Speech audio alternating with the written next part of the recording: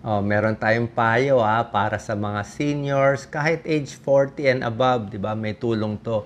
Paano tatalino, makakaaral sa eskwelahan, sa trabaho, at paano alagaan ang utak natin para hindi magiging malilimutin. 10 tips pati pagkain yan. No? Sa aging kasi, pag tumatanda, humihina yung IQ natin, bumababa. Number 1, kailangan ng pagkain natin mataas sa omega-3 fatty acids.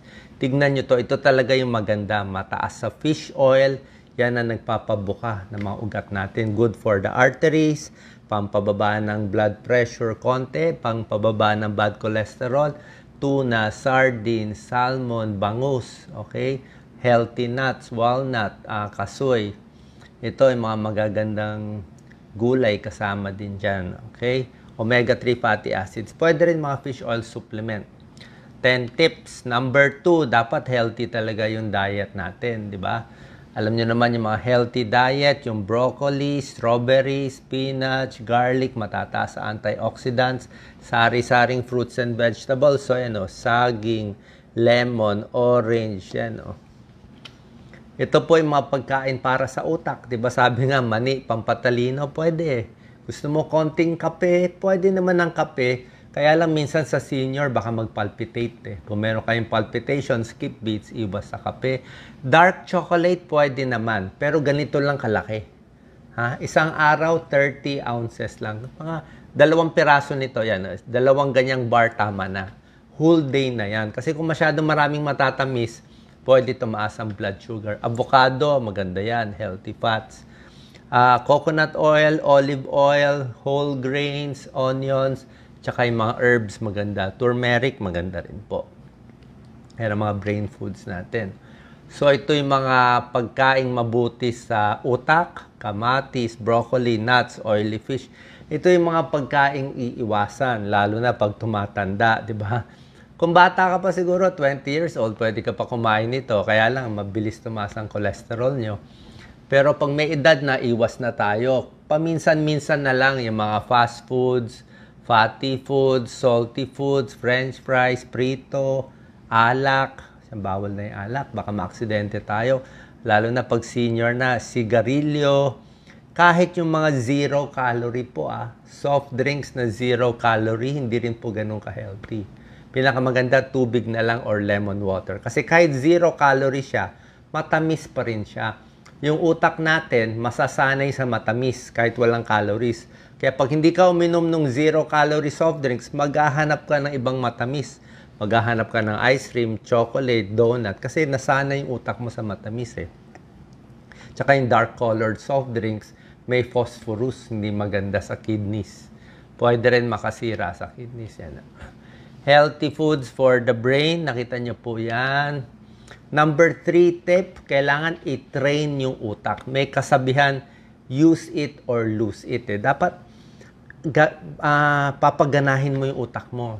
Pwede ka magsulat, pwede ka mag-painting, mag-aral ng bagong language, mag-enroll ng anong course, huwag magre-retire, laging gagamitin yung utak. Pwede mag-crossword, mag-math, mag-compute na lang ng math, wag na laging calculator. Lahat po yan, napaka-mahalaga. Tsaka yung pag-train ng brain natin, dapat araw-araw. Hindi yung minsan lang gagamitin yung utak, diba? Pwede ka mag-chess. May way na para mas makaalala Ito, meron mga tricks para maalala mo.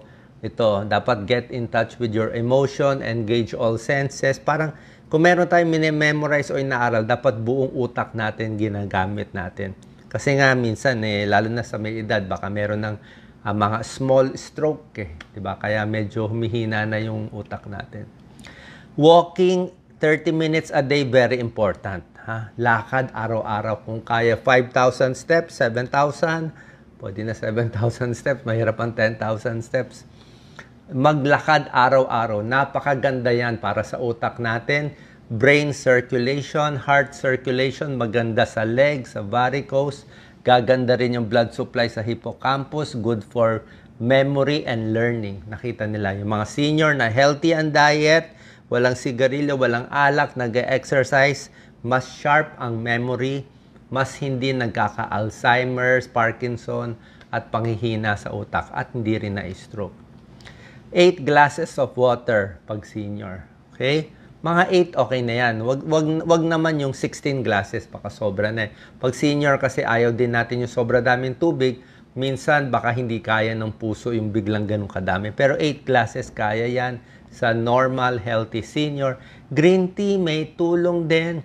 Maraming antioxidant ang green tea. May isang pag-aaral nakakatulong sa memory yung green tea. Tsa. Mental exercise, yung sinasabi ko sa inyo, di ba? Yung mga crosswords, sudoku, puzzle, di ba? Huwag magre-retire. Laging gagamitin yung utak. Effective lang tong mental exercise pag araw-araw ginagawa. Regular. Hindi yung paminsan-minsan lang. Di ba? Tinetrain mo yan. Kung yung muscle natin, tinetrain para lumakas, yung utak din natin. Kasi mas ginagamit mo yung utak, mas nagkakaroon ng maraming connections.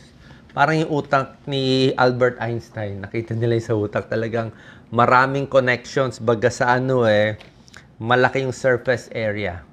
Keep your mind active. Tulad na sinabi ko, ayan magbasa ng magazine, libro, may mga games, learn new things, take or teach a class, mag-volunteer work, maganda po yan. Diba?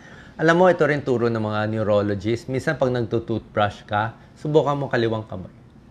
O ganyan. O iba. Unang-una, mahirapan ka. Hindi sanay. Pero makita mo, pag yung mahinang hand mo, ang ginagamit mo, nagkakaroon ng new connection sa brain. Mas natututo siya. Napipilitan siya matuto. Pag binago-bago mo ang routine mo. Number 7, kailangan kompleto ang tulog. Lalo na senior. Pag senior hindi makatulog, higa na lang tayo.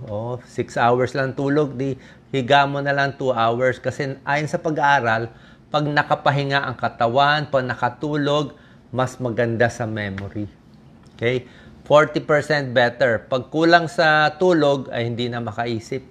Makakalimutin na. At pag kulang sa tulog, masama sa puso, naha-high blood, tumataas blood sugar, mas nagkakasakit.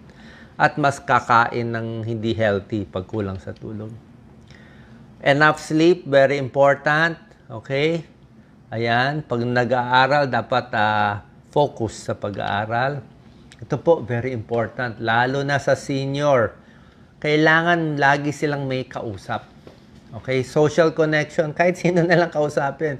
Pumunta sa isang lugar, sa barangay hall, o kahit di mo kakilala, o sa mall, makipagkaibigan, make new friends. Ano ibig sabihin?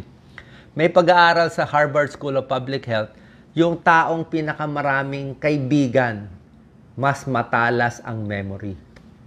Ang dami niya kaibigan ang dami niya iniisip, ang dami niyang ginagawa. Sharp na sharp yung brain niya.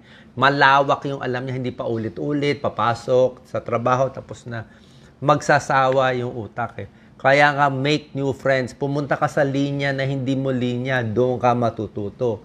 Let's say ako, doktor ako, nililinya ko lahat, pati psychology, business tips, lahat na inaral natin. Kasi gusto natin malawak Gusto natin matalino tayo para lumawak yung utak. Good for yourself, good for the brain. Hindi bumabagsak yung talino kasi nga sharp Hindi yung bobo na ito na lang paulit-ulit. Lalong hihina yung utak natin. You need new friends. Okay? Tip yan sa may edad. Kahit hindi sa may edad, okay din daw. Yan social connection sa seniors. Mag-volunteer, sumali sa social club, yung mga meetings, di ba? Mga advocacy, makisali tayo. Yan. Kasi mas good for you yan. Nakakatulong ka pa. Ito, kung medyo bata ka pa, kahit medyo edad, wala namang masama mag-daydream, managinip ng plano mo. Diba? Mag-dream ka, image mo yung gusto mo mangyari. Lagi nga ang pinakamagandang storya nga, diba, sa Kentucky Fried Chicken, diba, yung nung ginawa niya yon, Colonel Sanders, 65 years old na siya, retired na siya, binigyan nila siya ng pension, parang $400, sabi niya, lang kwenta yung buhay ko, ito na lang. Papakainin ako ng gobyerno ko. So, naisip niya yung luto nung nanay niya or lola niya ng masarap na chicken. So, gumawa siya at 65 years old. Hindi siya nag-retire. Nagawa niya, 1 store, 2 store, lumakas na franchise. Ngayon, naging success story. Hindi siya tumigil kahit retired na siya. Magaling siya mag-daydream, magaling mag-visualize. Bago mangyari sa buhay mo, kailangan ready yung utak mo. Number 10, syempre, kailangan din relax tayo. Walang stress, relax, kalmado, breathing technique, masaya sa buhay, deep breathing, di ba? Kasi mas relax ka, mas makakaisip ka. Kung ngarag at stress at laging nanginginig, prone ka sa accident, tsaka hindi mo rin maalala. Mahirap mag-aral o matuto pag stress. Dapat masaya ka do sa inaaral mo. Okay? Protect your brain, lalo na sa may edad, di ba? Aksidente, mag-ingat, mga pag nagbibisikleta o mga iba nagmomotor, baka matumba sa bahay, matumba sa CR.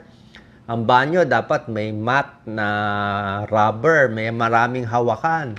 O pag naglalakad, maganda may alalay, hawakan kasama si Mrs., kasama yung anak mo, walang masama. Bumababa sa hagdanan, humawak na sa railings. Pababa, delikado. Mag-rubber shoes, stable, dahan-dahan, slowly lang. Wag na yung takbo ng takbo kasi isang maling takbo, mabilis mabalian tayo, mabilis mapilay.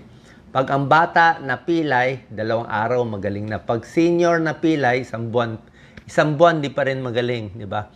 Iwas sa accidents, lalo na sa senior, baka mahulog sa bahay, di ba? Safety belt, fall precaution. Bahay, mas gusto ko maliwanag. Alam ko mahal ang kuryente, pero dapat maliwanag at tuyo ang sahig para hindi mahulog. Mas maganda walang rugs, mag-ingat. Yan, okay? Pa-check ang vision, pa-check ang tenga, kasi pag matanda, humihina ang mata. Tuloy-tuloy exercise, light weights para lumakas yung muscle, para may balance. Enough sleep, kasi pag kulang ka sa tulog, wala kang balance, di ba? Hilo, vertigo pag kulang sa tulog. Last 2 slides, siyempre pag senior, lista mo na, di ba? Pwede sa cellphone, pwede sa papel, yan, no? Nakalista ka na. Tapos gamitin lagi yung utak, konting light exercise, at siyempre enjoy. Last slide, pag umaga, ito yung lakas ng utak natin. Pag umaga, mas alert tayo. Okay? Maintain nyo yung mga gamot ninyo pala, ha? Lalo na sa senior. Kung meron kayong pampalabnaw ng dugo, aspirin, clopidogrel, kung anong binibigay ng doktor nyo, tuloy nyo lang. Kung anong vitamins nyo, tuloy nyo lang. Magpa-check sa doktor. Dapat controlled yung high blood, cholesterol, diabetes. Huwag magre-retire. O pwede ka mag-retire pero may trabaho ka pa rin gagawin. Okay? Maraming kaibigan. Sa umaga, dyan matalas yung utak natin. Pag tanghali, 12 noon hanggang 2:00, antukin tayo eh. Pwede siguro mag-siesta konti, pero antukin tayo dito, kaya mahirap mag-isip dyan. Sa hapon, aandar ulit yung utak natin. Sa gabi, sharp din yan. So, alam din natin yung routine natin. So, yan po. Alagaan ang utak natin, lalo na sa senior. Sana po nakatulong tong video. Share po natin.